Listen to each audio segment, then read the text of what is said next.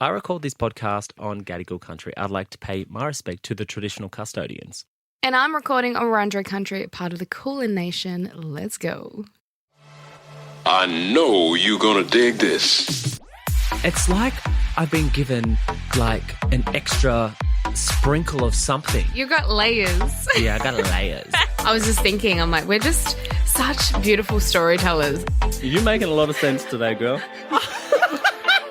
No, I'm done. Let's jump into it, honest to God. It has been a while. I know. I feel like I don't know you anymore. Oh, no. This is why we need to do a trip, okay? We need to do a little trip. We do need to do a trip. I feel like... Get reconnected. I feel like you are a different person. I am a different person. And I feel like our listeners probably think, who the fuck are these two people? Yeah. Look, honestly, there's been a lot that's going on in my life behind the scenes that, like, I will share eventually, especially this week. Like, I've been so crook, but I've been going through, like, a big moment in my life that I don't want to share right now, but I will eventually. And that kind of sounds morbid. It is. It's death to something. Is this why we're wearing black? Is it a fucking funeral? It's a funeral, but also this is the Cowboy Carter tour hoodie. So okay. He just wanted to flex it. Look, the Cowboy Carter tour 2025, and That's before cool. that tour ends, there's only 2 shows left. I'm going to see it. So Yeah. I'd love you to come. Yeah. Well, I'll jump on a plane tomorrow. You know I will. But she's got obligations right now. But you seem so busy. Like, you just seem flat out. Do you have time for yourself? Well, okay, this is what I've realised. I went to a really awesome event last night, and this is what I have learned a lot about myself, is that when you're not living in alignment and you're not doing the things that you love and that you enjoy and that are filling up your cup, you are more at risk of burnout. So burnout isn't just like, it's obviously the effect, and but the effect is from what you're doing, and what you're doing is not living in alignment, and that's causing burnout. Does that make sense? Because what's out of a line for you in terms of, like, is it work or is it personal stuff or? Lots of stuff. I've had a lot of personal things going on. I've had a lot of work things happen. I've had big projects that have been sort of like expressed to me, but haven't been locked in, but have been kind of like, this is what we're looking at. And I want to jump in, like all in, but my capacity right now has just been so low because I haven't really had a holiday. Like, I haven't stopped since, like, my holiday obviously in New York was amazing and I loved it. And then ever since I got back, I was like bang, bang, bang, bang, bang, and I haven't really stopped. Like, I've had 2 days here and like a few days here, but I would love to just have a good amount of time to just not think. Like, wake up in the morning. For you? I don't really know. Honestly, just waking up and not having to think about a to-do list or a task list or what I am responsible to and for, like, just relax and read books and drink tequila. I don't know. I just want to, like, fucking tan my asshole in the sun. Yeah, steam your yoni. Literally, steam my yoni, put my asshole to the sun. I would love to put my asshole to the sun. I think there would be some magic that happens there. The universe will start spinning quicker or something. They say it gives you the biggest rush of dopamine. I'm fucking taking up all the dopamine. Like, give me. Like, you know what? It sounds like you're shelving the sun.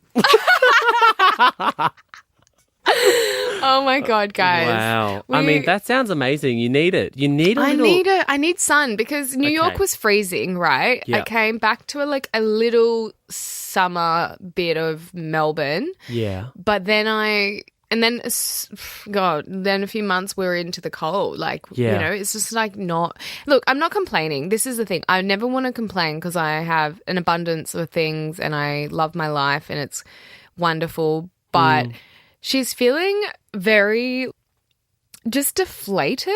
I feel like I'm kind of running on like a 25% battery every day, if you were to put it in like that. And so I'm trying to do the things that make me feel good. And I'm sure everyone has this like this battle, right? It's like we're fed with so much like health information, like drink this supplement, drink enough water, do your skincare, go for a walk, get your 14,000 steps in. Like we're fed with so much information, and I'm like literally going through my day and trying to incorporate those things plus my work things, plus my personal things, plus the things that I like need to work on. So like it's working towards the bigger things, even if it's not happening now.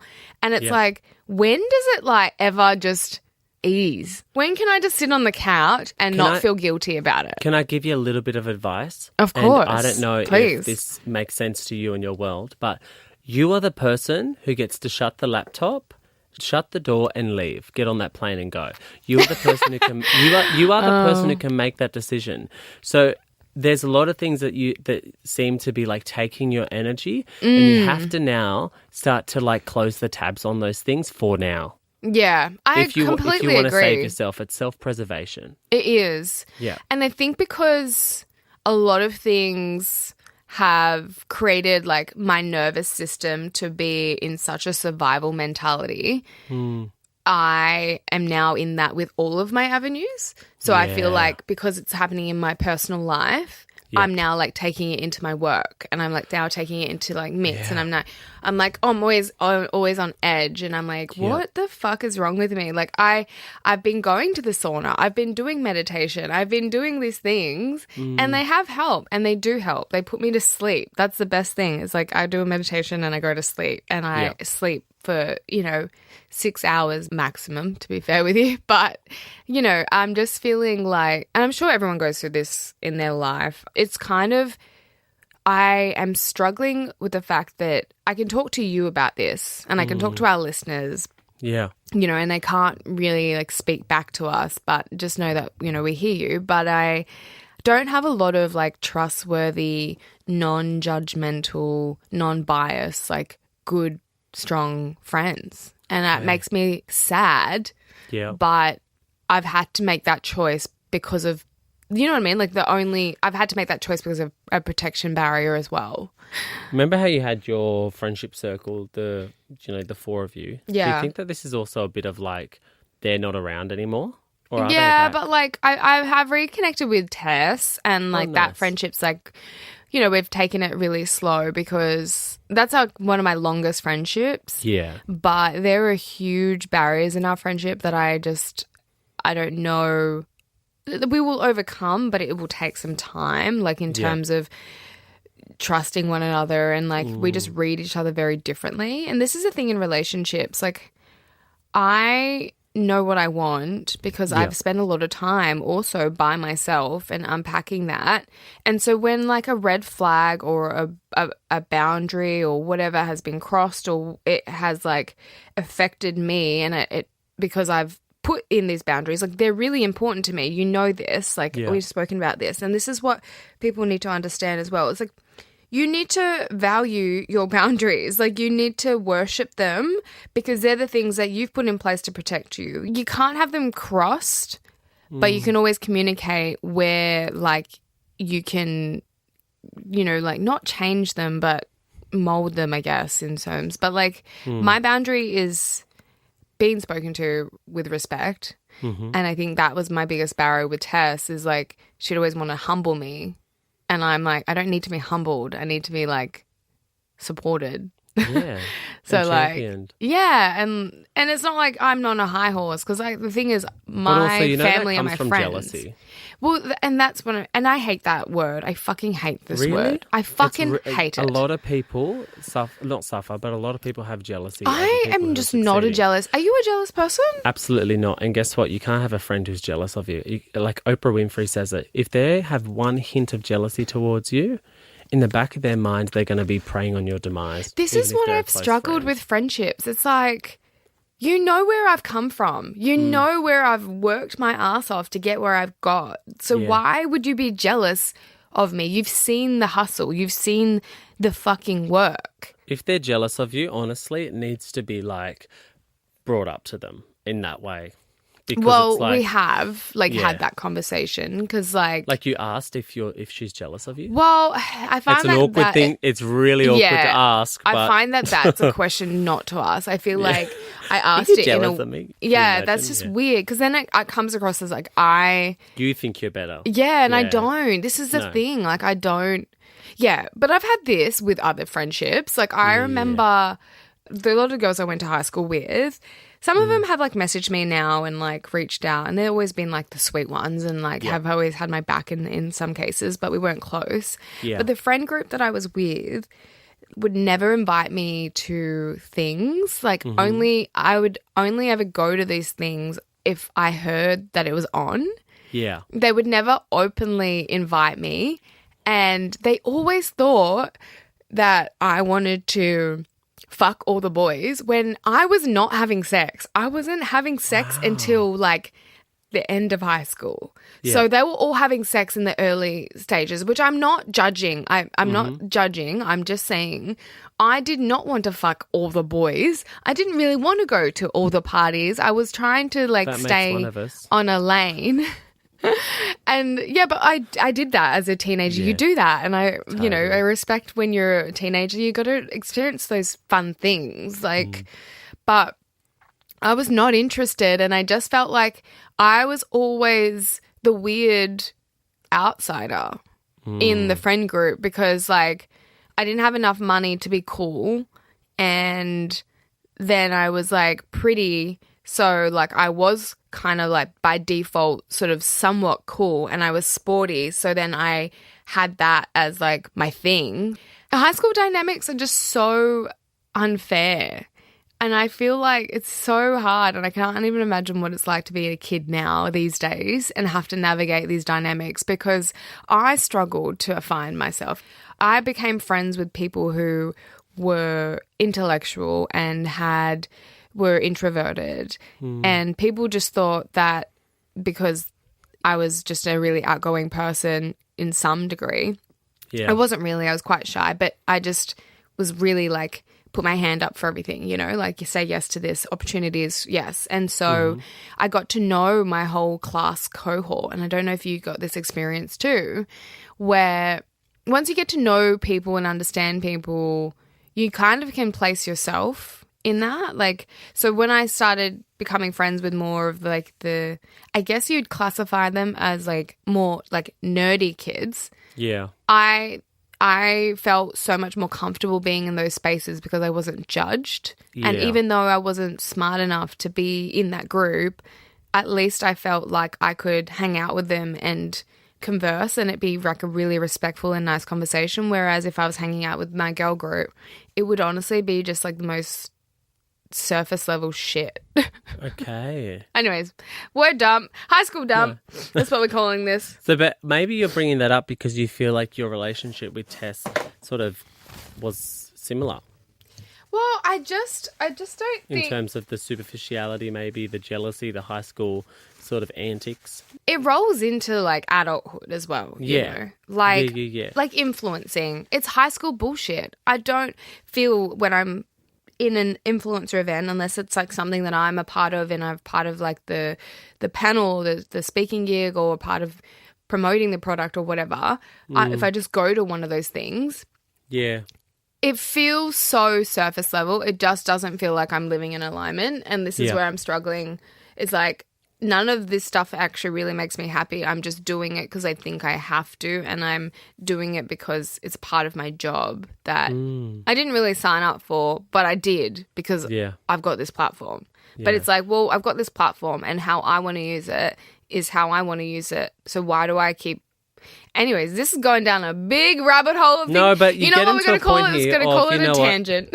Well, look, you're getting to a point that you're showing signs that you're a bit burnt out by all the different things that are coming at you at the moment, whether it's a friendship or whether it's a relationship or whether it's work. It seems like there's just a lot on your plate and that maybe you just need to take a breather. Like, it's about empowering yourself to make hard decisions of being like, absolutely, I'm not going to do that. I'm going to take a breather and I'm going to pull myself away for a bit. Because at the start you said you just want to wake up and not have any responsibilities and have that break. It's like you can do that. Feel empowered to.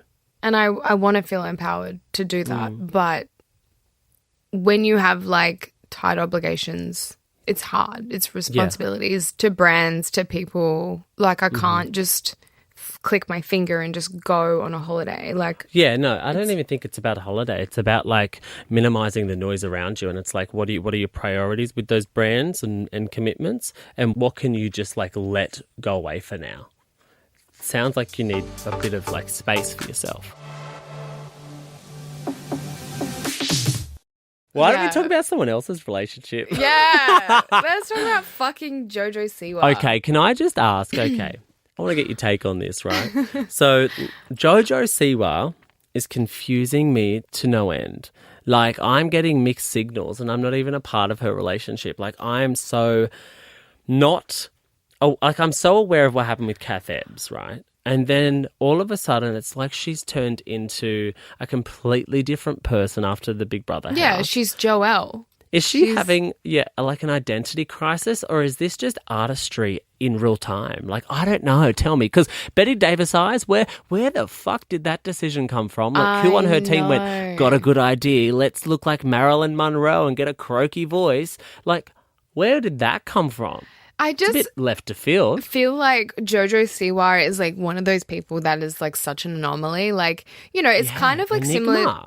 Yeah, similar to, you know, when Lady Gaga wore like a meat dress. Everyone was like, oh my God, this is so weird. It's like, but it seemed quirky. authentic to Lady Gaga. It seemed like it was exactly who she is to a core. But with Jojo Siwa, it sounds like what it feels like is she's ruffling her way through a $2 shop and trying to come up with a costume and being like, hey guys, I'm different. Bette Davis eyes.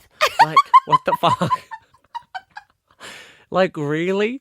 Who gave her that little wig? Can you like, just do your best rendition of Bette Davis? No, I can't. I just can't. No. How does she do it? Can you do yours? Bette Davis eyes. That sounds way better than hers. Hers is more like this. Like, honestly, she sounds like Kermit the Frog. It's actually not Bette Davis's eyes. It's Chris Hughes' eyes. That was good. That was good. I know. I've been practicing. I can't. This is the biggest. She sounds like she's constipated and needs to take a shit. She needs some Metamucil. Metamucil sponsor next our minute next she'll be podcast. out there sponsoring by Metamucil. But look, what do you think's going on there? Can you just like give me your download? This is the biggest drama of like the lesbian world, and the thing is, it all happened during Pride Month. So I guess, you know, and I can't say that I'm a part of like, I am a bisexual woman, obviously, and like that's how I've identified. But I'm in a like same-sex relationship, so a lesbian relationship. My girlfriend is lesbian and she's very openly lesbian, and that's it. Yeah. And so this is like the biggest drama to happen like since, you know, Shannon and Cammy broke up. So if you know that... Since we realised the Veronicas were sisters and lesbians. They're sisters! Oh my God. But like... So Shannon and Cammy were these big YouTubers, and they were very openly like queer, and back when even before the plebiscite happened. Do you know what I mean? So like they just showed such a great representation of like a lesbian relationship in so many ways. Like, what are just their names? Free. Shannon and Cammy, but they're not together anymore, so they've separated, and Cammy's remarried. Or like not remarried, but she's married. Anyways, blah blah blah. So that's since this has happened, like Jojo and Kath Ebbs, like.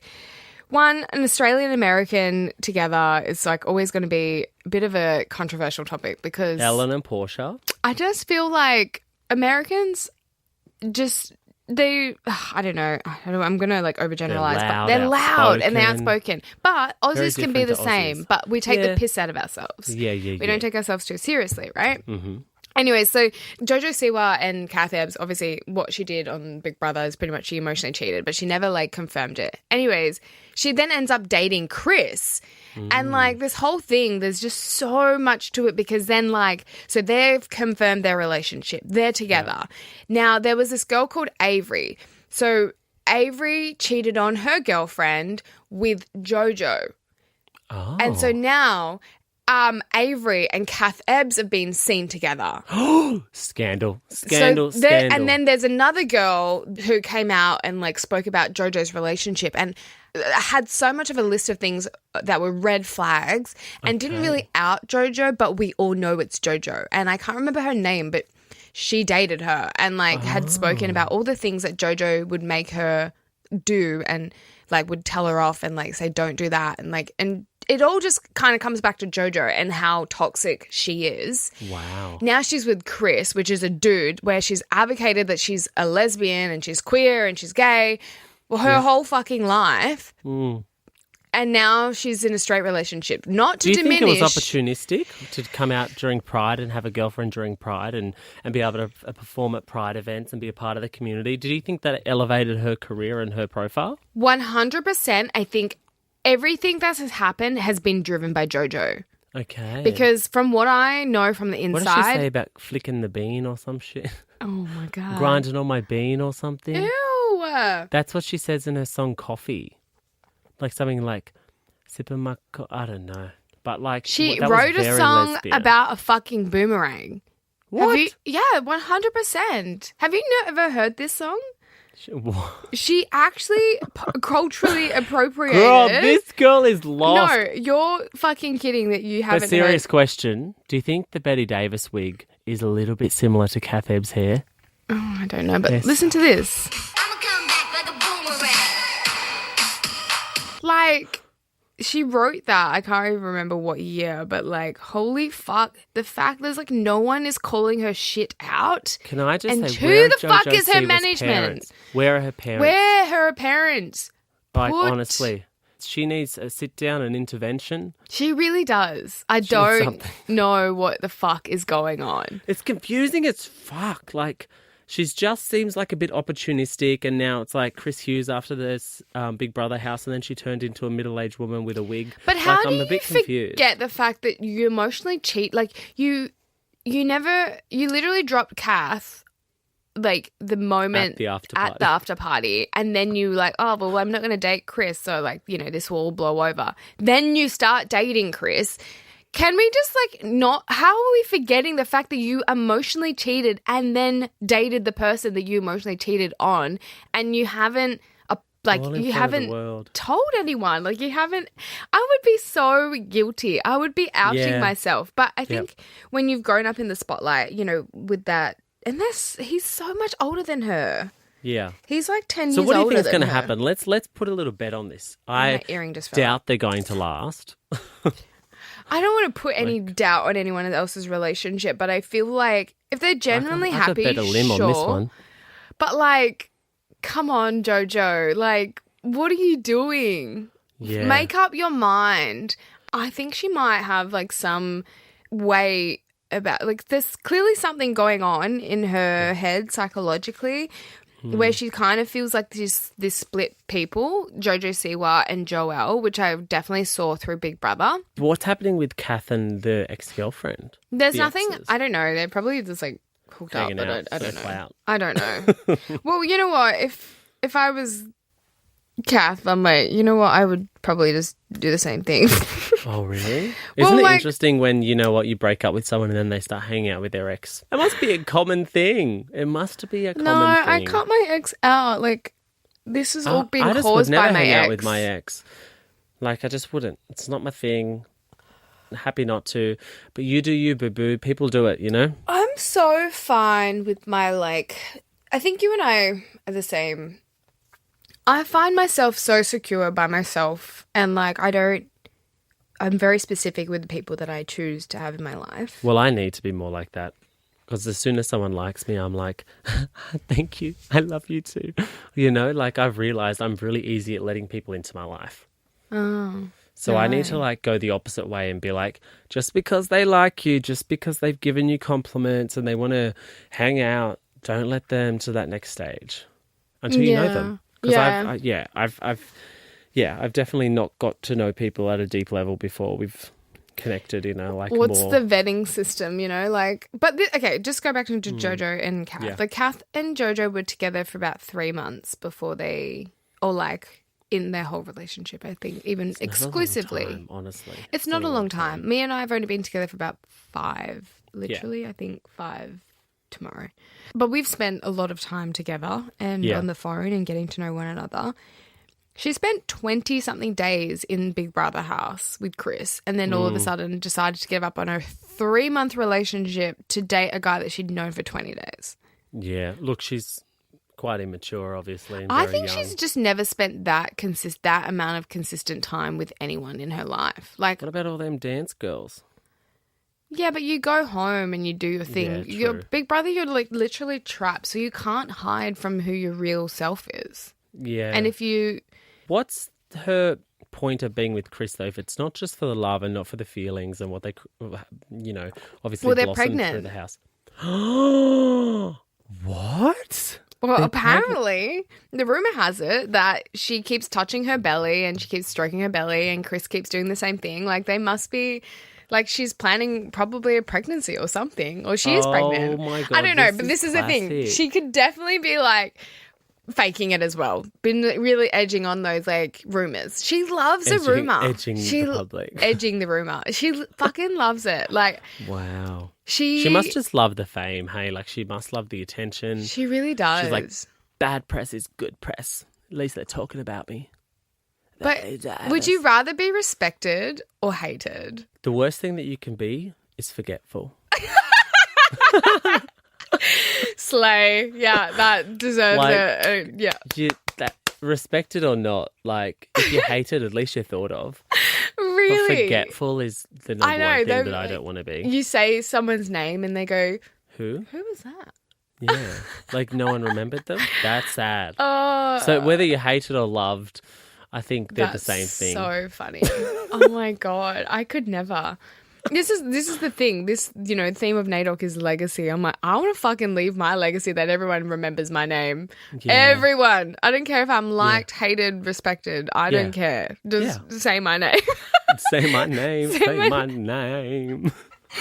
What's your thoughts on, like, why are you so confused? You just, like, want her to pick a side, or you... I'm confused because the whole narrative is just like shifts and turns and blindsides and like cliffhangers. It's like all of a sudden she's now pregnant. It's like all these things are just evolving in real time. And I'm like, the person who has all the information is social media superstar Brooke Blurton. She'll let me know. Well, okay, so I have no idea what's going down on the platforms. I post and an hour later come back and hope I got 50 likes and just continue with my life. That's the way. That's the way. Beyonce gave a really good piece of advice once, not directly to me, but to the world. Post. But it spoke to me. It spoke to me. Post and don't scroll. Literally, I do that. Yeah. I post and I don't look back at it for like 5 minutes, and then I'm like, oh, cool. I love looking back at it. Nah, I've posted so much. Like, That I'm one so went over straight it. over your head, didn't it? You what? I like looking back at it like this. Stop it. You dirty dog. Dirty dog. Anyway, that's enough for me. We went on a huge tangent. Oh, but we like, did. This episode is, a bit of an update, but also a bit of an update on Jojo Siwa because everyone's waiting for it, I hope you loved this listen, because I don't know where it was going to go or what was going to happen, but thank you so much for being on the journey with us with First Things First. And if you love what you heard today, you can always leave us a rating or a review. We love checking those out. But if you want us to cover anything on the pod, please reach out via our socials. And my handle is Brooke.Blurton, and Maddie's handle is at It's Maddie Mills. And we'll see you guys next week. Bye. Bye.